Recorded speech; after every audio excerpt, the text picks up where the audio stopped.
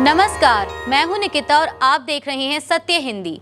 एक नजर डालते हैं अब तक की सुर्खियों पर। उत्तर प्रदेश के ग्रेटर नोएडा के रघुपुरा क्षेत्र में दलित युवक अनिकेत जाटव की 15 अक्टूबर को उसके जन्मदिन पर सवर्ण जाति के लोगों द्वारा लाठी डंडों से पीट कर हत्या कर दी गई। हमले में उसका चाचा सुमित भी घायल हुआ।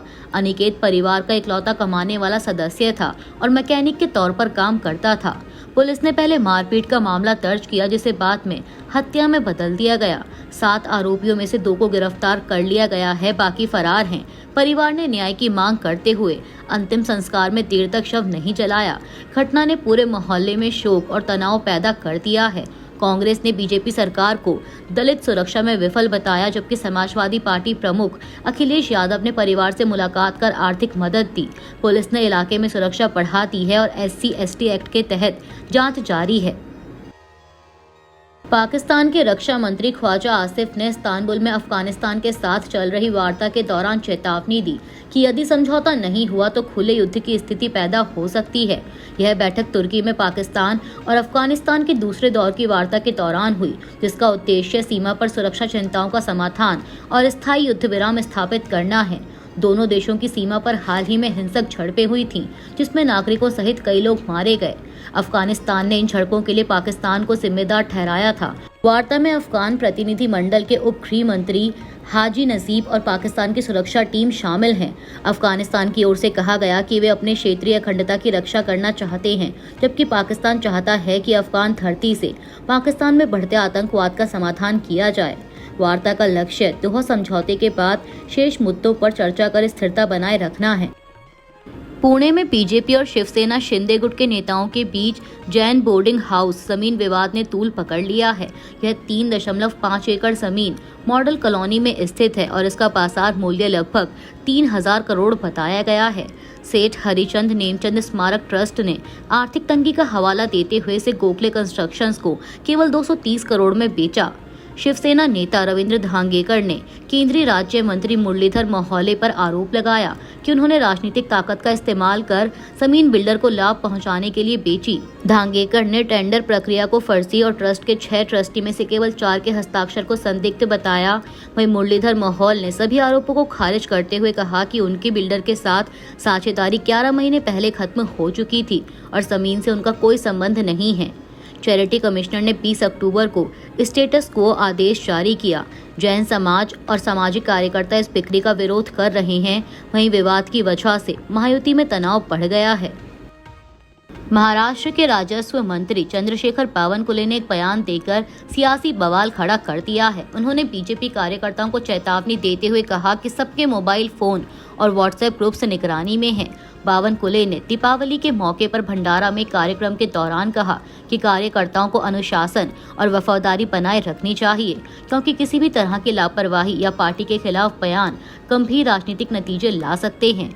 हालांकि बाद में उन्होंने सफाई दी कि उनके बयान का गलत मतलब निकाला गया।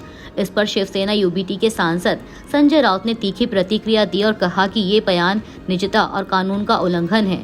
राउत ने बावनकुले की तुरंत गिरफ्तारी की मांग की और पूछा कि क्या बीजेपी अपने ही कार्यकर्ताओं की सोशल मीडिया निगरानी के लिए पेगासस जैसी तकनीक का इस्तेमाल कर रही है। राउत ने आरोप लगाया कि नागपुर में बीजेपी की IT सेल और कुछ एजेंसियों ने मिलकर एक वॉर रूम तैयार किया है, जहां से राजनीतिक विरोधियों और अपने कार्यकर्ताओं की जासूसी की जा रही है। कांग्रेस ने LIC द्वारा अडानी समूह में किए गए निवेश को लेकर मोदी सरकार पर गंभीर आरोप लगाए हैं। पार्टी का कहना है कि सरकार ने अडानी समूह को फायदा पहुंचाने के लिए LIC के निवेशकों के हितों की अनदेखी की। कांग्रेस ने आरोप लगाया कि LIC ने सरकार के दबाव में अडानी की कंपनियों में करीब 32,000 करोड़ रुपए का निवेश किया, जिससे सार्वजनिक धन जोखिम में पड़ गया। पार्टी ने मांग की कि इस निवेश की लोक लेखा समिति यानी PSC से जांच कराई जाए। कांग्रेस अध्यक्ष मल्लिकार्जुन खड़गे और नेता जयराम रमेश ने कहा कि यह मोडानी महाघोटाला है और सरकार LIC की जमा पूंजी का इस्तेमाल अडानी को बचाने के लिए कर रही है। एक बयान में कांग्रेस महासचिव जयराम रमेश ने कहा कि सवाल उठता है किसके दबाव में वित्त मंत्रालय और नीति आयोग के अधिकारियों ने यह तय किया कि उनका काम एक निजी कंपनी को वित्तीय संकट से उबारना है, जो आपराधिक गतिविधियों के गंभीर आरोपों के कारण वित्तीय संकट से जूझ रही है। कांग्रेस नेता ने पूछा कि क्या यह मोबाइल फोन बैंकिंग का एक सटीक उदाहरण नहीं है। वहीं वॉशिंगटन पोस्ट की रिपोर्ट में दावा किया गया है कि मई 2025 में वित्त मंत्रालय, LIC और नीति आयोग ने मिलकर अडानी समूह को आर्थिक मदद देने की योजना बनाई थी। रिपोर्ट के अनुसार LIC ने अडानी की कंपनियों के बॉन्ड और शेयरों में अरबों डॉलर का निवेश किया। विपक्ष ने इसे जनता के पैसे से कॉर्पोरेट बचाव अभियान करार दिया है। भारतीय जीवन बीमा निगम यानी LIC ने वॉशिंगटन पोस्ट की रिपोर्ट को झूठा और निराधार बताया है। अखबार की रिपोर्ट में दावा किया गया था कि LIC के निवेश निर्णय बाहरी दबावों से प्रभावित होते हैं और भारतीय अधिकारियों ने LIC के जरिए अडानी समूह की कंपनियों में लगभग 3.9 अरब डॉलर यानी 32,000 करोड़ रुपए के निवेश करने की योजना तैयार की थी। LIC ने इस दावे को सिरे से खारिज करते हुए कहा कि उसने ऐसा कोई दस्तावेज या योजना कभी तैयार नहीं की और उसके सभी निवेश निर्णय स्वतंत्र रूप से विस्तृत जांच और बोर्ड की मंजूरी के बाद लिए जाते हैं। कंपनी ने स्पष्ट किया कि वित्तीय सेवा विभाग या कोई अन्य निकाय इन निर्णयों में शामिल नहीं होता। LIC ने कहा कि रिपोर्ट का उद्देश्य उसकी साख को नुकसान पहुंचाना है, जबकि वह अपने हितधारकों के हित में उच्चतम परिश्रम और पारदर्शिता के मानकों का पालन करती है। रोहित शर्मा और विराट कोहली ने सिडनी में टीम इंडिया की 9 विकेट से जीत के बाद ऑस्ट्रेलिया को भावनात्मक अलविदा कहा। इस मैच में रोहित ने 121 और विराट ने 74 रन बनाए। दोनों ने मैच के बाद ऑस्ट्रेलिया में बिताए अपने यादगार पलों को साझा किया। रोहित ने कहा कि 2008 का उनका पहला ऑस्ट्रेलिया टूर बेहद खास था और उन्होंने हर पल का आनंद लिया। उन्होंने यह भी स्वीकार किया कि शायद भविष्य में वे ऑस्ट्रेलिया में फिर नहीं खेलेंगे। विराट कोहली ने 2013 से शुरू हुई अपनी यात्रा और रोहित के साथ उनकी साझेदारी को याद किया और कहा कि उनकी पारियां टीम की जीत में अहम भूमिका निभाती थीं। उन्होंने ऑस्ट्रेलियाई दर्शकों का भी धन्यवाद किया। इस भावनात्मक लास्ट स्पीच में दोनों क्रिकेटरों ने अपने करियर के महत्वपूर्ण अनुभवों और ऑस्ट्रेलिया की सरजमीं पर बिताए अनमोल पलों को याद किया। पूर्व अमेरिकी उपराष्ट्रपति कमला हैरिस ने संकेत दिया है कि वह 2028 के राष्ट्रपति चुनाव में उम्मीदवार बन सकती हैं। BBC को दिए एक इंटरव्यू में उन्होंने कहा कि उनका राजनीतिक सफर अभी खत्म नहीं हुआ है और एक दिन अमेरिका की राष्ट्रपति बनना संभव है। हैरिस ने कहा कि मैं पूरे विश्वास के साथ कह सकती हूं कि व्हाइट हाउस में किसी महिला का प्रवेश जरूर होगा। उन्होंने पिछले साल डोनाल्ड ट्रंप से हारने के अनुभव का जिक्र करते हुए कहा कि चुनाव प्रचार के दौरान ट्रंप के बारे में जो चेतावनियां दी थीं वे सही साबित हुई। हैरिस ने ट्रंप को अत्याचारी बताया। उन्होंने उन सर्वेक्षणों को भी खारिज किया जिनमें उन्हें 2028 के लिए बाहरी डेमोक्रेट उम्मीदवार बताया गया था। 2024 के राष्ट्रपति चुनाव में डेमोक्रेटिक पार्टी की ओर से उनका नाम आगे बढ़ाया गया था, जबकि रिपब्लिकन उम्मीदवार डोनाल्ड ट्रंप ने उन्हें हराया था। उस समय राष्ट्रपति जो बाइडेन की उम्र के कारण हैरिस को नया पार्टी उम्मीदवार बनाया गया था। बिहार विधानसभा चुनाव प्रचार के दौरान जनसुराज पार्टी के संस्थापक प्रशांत किशोर ने पूर्वी चंपारण की ढाका सीट से जनता से NDA और महागठबंधन दोनों को हराने की अपील की है। उन्होंने कहा कि अब बिहार में एक नया विकल्प मौजूद है। प्रशांत किशोर ने कहा कि अब लालू यादव के डर से मोदी और नीतीश को वोट देने की जरूरत नहीं और मोदी के डर से लालू के लिए केरोसिन तेल बनने की भी कोई मजबूरी नहीं। उन्होंने आरोप लगाया कि पार्टियां वोट पाने के लिए भाजपा का डर दिखाती हैं, लेकिन मतदाताओं को किसी डर में नहीं आना चाहिए। उन्होंने कहा कि अगर आप मुस्लिम हैं तो सिर्फ अल्लाह से डरें और अपने सामने सबसे अच्छा उम्मीदवार चुनें। जनसुराज पार्टी इस बार पहली बार बिहार विधानसभा चुनाव में उतर रही है।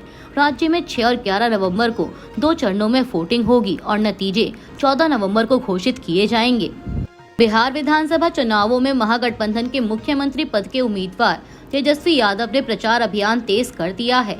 यादव ने कहा कि नीतीश कुमार के नेतृत्व वाली NDA सरकार ने जनता का विश्वास खो दिया और बिहार अब बदलाव चाहता है। महागठबंधन एकजुट है और गठबंधन के सभी दलों ने तेजस्वी यादव पर भरोसा जताया है। उन्होंने महिलाओं, बेरोजगारों और सरकारी नौकरी न पाने वाले परिवारों के लिए योजनाओं का वादा किया। तेजस्वी ने कहा कि पिछली सरकार की घोषणाएं नकली हैं और महागठबंधन के वादे वास्तविक और निष्पक्ष हैं। उन्होंने कानून व्यवस्था, उद्योग, IT और आर्थिक विकास पर जोर दिया और कहा कि वे वादे पूरे करेंगे। तेजस्वी ने JD और भाजपा पर हमला बोलते हुए कहा कि भाजपा ने नीतीश कुमार का उपयोग सिर्फ राजनीतिक लाभ के लिए किया। उन्होंने बताया कि राहुल गांधी, प्रियंका गांधी और अखिलेश यादव भी प्रचार में शामिल होंगे। तेजस्वी ने भरोसा जताया कि बिहार में अगली सरकार महागठबंधन की बनेगी और वह मुख्यमंत्री बनने के बाद 14 करोड़ बिहार वासियों के लिए काम करेंगे। बिहार चुनाव प्रचार के दौरान केंद्रीय गृह मंत्री अमित शाह ने नालंदा में एक रैली में कहा कि प्रधानमंत्री मोदी ने नालंदा विश्वविद्यालय का गौरव फिर बहाल कर दिया है। शाह ने बताया कि यह विश्वविद्यालय पहले कुमार गुप्त ने बनवाया था, लेकिन 1200 ईस्वी में बख्तियार खिलजी ने इसे जला दिया था। उन्होंने कहा कि मोदी सरकार ने इसे फिर से स्थापित करके नालंदा की विरासत को सम्मान दिया है। अमित शाह ने चुनावी सभा में कहा कि अब एनडीए के शासन में नालंदा विश्वविद्यालय सुरक्षित है, चाहे 100 बख्तियार खिलजी आ जाएं। उन्होंने बिहार वासियों से एनडीए का समर्थन करने का आग्रह किया। बिहार विधानसभा चुनाव 2025 में इस बार चर्चा का बड़ा मुद्दा यह है कि क्या प्रशांत किशोर की जनसुराज पार्टी दोनों गठबंधनों यानी एनडीए और महागठबंधन के लिए वोट कटवा पार्टी साबित होगी। 2020 में एलजेपी, आरएलएम और बीएसपी जैसी पार्टियों ने कई सीटों पर उतने वोट हासिल किए थे जो जीत के अंतर से अधिक थे, जिससे दोनों गठबंधनों को नुकसान हुआ था। एलजेपी ने 73 सीटों पर ऐसा असर डाला और सबसे अधिक नुकसान जेडीयू को पहुंचाया था। इस बार जनसुराज पार्टी खासकर युवा, सवर्ण और शहरी मतदाताओं को टारगेट कर रही है, जो आमतौर पर एनडीए के वोटर माने जाते हैं। इसीलिए जनसुराज का असर एनडीए पर अधिक पड़ सकता है। हालांकि कुछ सीटों पर इसका असर महागठबंधन को भी झेलना पड़ सकता है, खासकर जहां प्रत्याशी कमजोर हैं। सोशल मीडिया पर जनसुराज की मजबूत उपस्थिति और युवाओं में लोकप्रियता इसे कई करीबी सीटों पर निर्णायक भूमिका में ला सकती है। मध्य प्रदेश के इंदौर में आईसीसी महिला क्रिकेट वर्ल्ड कप में हिस्सा ले रही 2 ऑस्ट्रेलियाई खिलाड़ियों के साथ यौन हिंसा की घटना पर पीसीसीआई के वाइस प्रेसिडेंट राजीव शुक्ला ने कड़ी प्रतिक्रिया दी है। उन्होंने कहा कि यह घटना निंदनीय है और खिलाड़ियों को सुरक्षित और सम्मानजनक माहौल सुनिश्चित करना आवश्यक है। शुक्ला ने बताया कि इंदौर पुलिस ने शिकायत के आधार पर कुछ आरोपियों को गिरफ्तार कर लिया है और इस पर कार्रवाई की जा रही है। बीसीसीआई और मध्य प्रदेश क्रिकेट एसोसिएशन ने भी अपनी तरफ से कदम उठाए हैं। पुलिस ने ऑस्ट्रेलियाई टीम के सुरक्षा अधिकारी डैनी सिमंस की शिकायत पर भारतीय न्याय संहिता की धारा 74 और 78 के तहत मामला दर्ज किया है। इन धाराओं में महिलाओं की लज्जा भंग करने और उनका पीछा करने जैसे अपराध शामिल हैं। महाराष्ट्र के सतारा जिले में सरकारी अस्पताल में कार्यरत एक महिला डॉक्टर की आत्महत्या के मामले ने राजनीतिक और पुलिस दबाव के आरोपों से तूल पकड़ लिया है। डॉक्टर गुरुवार रात को एक होटल के कमरे में फांसी पर लटकी मिली और उनकी हथेली पर लिखा सुसाइड नोट मिला, जिसमें एक पुलिस अधिकारी पर रेप और एक अन्य व्यक्ति पर मानसिक उत्पीड़न का आरोप था। नोट में सब इंस्पेक्टर गोपाल बडाने और टेक्नोलॉजिस्ट प्रणब बैंकर के नाम दर्ज हैं। मीडिया रिपोर्टों के अनुसार डॉक्टर ने एक सांसद और उसके 2 सहायकों पर भी फर्जी मेडिकल सर्टिफिकेट जारी करने का दबाव डालने का आरोप लगाया था। सांसद ने कथित रूप से फोन पर उन्हें धमकी दी थी। डॉक्टर के परिवार ने बताया कि वह पिछले साल से राजनीतिक और पुलिस दबाव झेल रही थी और शिकायतों के बावजूद वरिष्ठ अधिकारियों ने कोई कार्रवाई नहीं की। महिला आयोग ने मामले का संज्ञान लिया है और सतारा पुलिस को आरोपियों के खिलाफ सख्त कार्रवाई के निर्देश दिए हैं। घटना से इलाके में गुस्सा और आक्रोश फैल गया है। अभी के लिए इतना ही। बाकी की देश दुनिया की बड़ी खबरों के लिए जुड़े रहिए सत्य हिंदी के साथ। Copyright disclaimer under Section 107 of the Copyright Act 1976. Allowance is made for fair use for purposes such as criticism, comment, news reporting, scholarship, and research. Fair use is a use permitted by copyright statute that might otherwise be infringing.